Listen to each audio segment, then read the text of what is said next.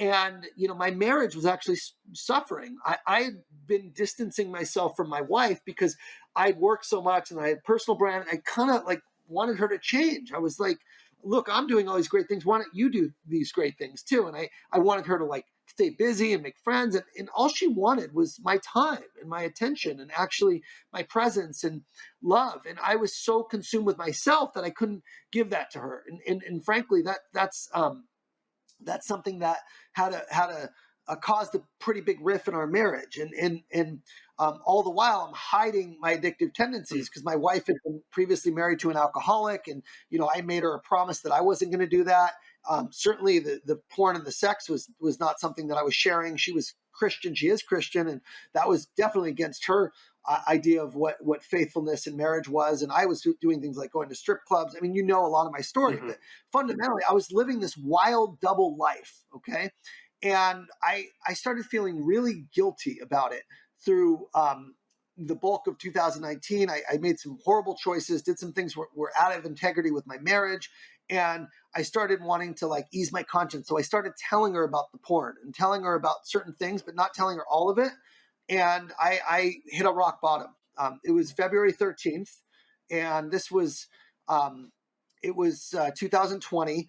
And I started telling her about, my porn habit. And then I told her I'd actually gone on web cameras, where live women were there's a lot of sites where it's like interactive. And so I had gone to that and she collapsed, fell to the ground. She was pregnant and started having contractions while with pregnant. So I was like at that time, my world stopped. This was my rock bottom. You always hear about this in addiction, but for me, that was the time when you only think you're hurting yourself. But when you see your partner collapse to the ground, shaking uncontrollably, literally like she was having a seizure, and then start to have contractions, and then you think you are going to murder your unborn child through what you did, your world just gets flipped upside down. And that's what happened to me. That was my rock bottom. We rushed to the hospital and all I could do was pray.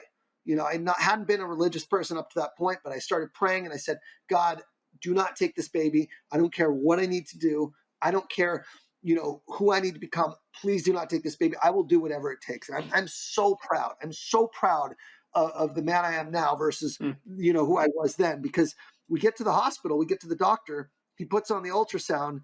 And I swear to you, it was probably 30 seconds of, him looking around. And the whole time I'm just thinking, there's no heartbeat. The baby's dead. It was just the longest period. And then he goes and he says, there's a heartbeat. He looks up. He's like, there's a heartbeat. I'm like, oh, thank God. I'm like, well, what is it, doctor? What's going on? He's like, these aren't labor contractions, Ian. She's not in labor. These are stress contractions. Your wife body's under so much stress that her stomach's contracting because of shock. And like, what happened? Did you cheat on her? Like, you got a girlfriend? Like, what's causing this? And I'm like, well, I told her some things that she didn't know about. And at that point, I was like, that was it. That was it. And that's when the Lord came into my life. That's when God did his work. And that was the deep work. The deep work for me was looking at myself, not as how I wanted to project myself, but in the true way, which is a sinner, looking at myself as somebody who was not loyal, who is not honest, who actually wasn't good at all. The work is humbling myself and realizing everything I thought mattered and all the values that I had, none of that mattered because I nearly caused the death of my unborn child through what I was. So me thinking I was great, my ego just dissolved in that time. And that got me into my path of recovery. That got me in my path of finding my faith, finding, a path to recovery. It's been 2.5 years, over 2.5 years now since I've last viewed porn. I haven't gotten drunk during that time. I haven't smoked pot.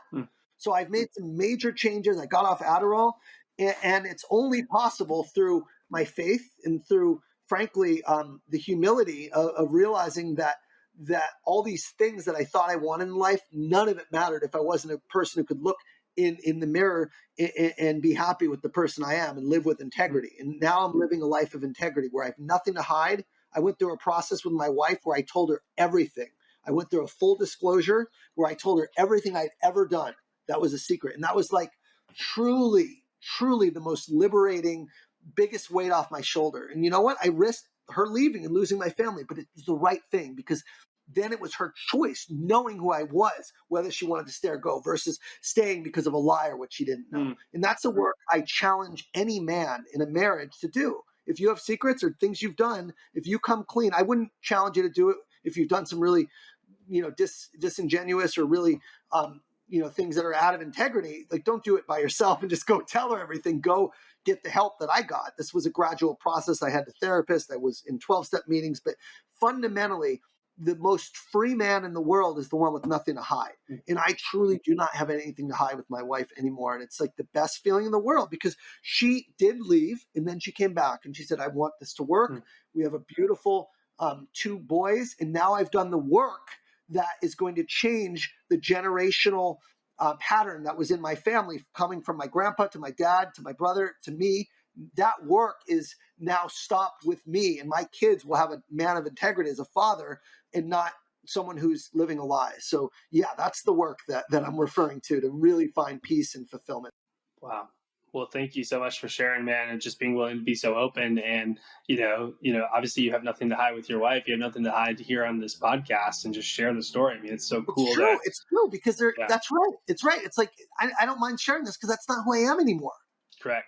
That's the beautiful thing about it. And if a man can listen to this and get, or a woman or whoever's listening, and get Mm. some value and get some inspiration to not only change, but like to be real and honest in your life and your marriage, holy shit, I just did the work Hmm. God put me on this earth to do. And that happens all the time. I get people through sharing this story opening up, and their lives just transform. So that's why I share it. It's not because they're Absolutely. shame. It's to help other men who struggle in silence, frankly, with Hmm. exactly what I struggled with.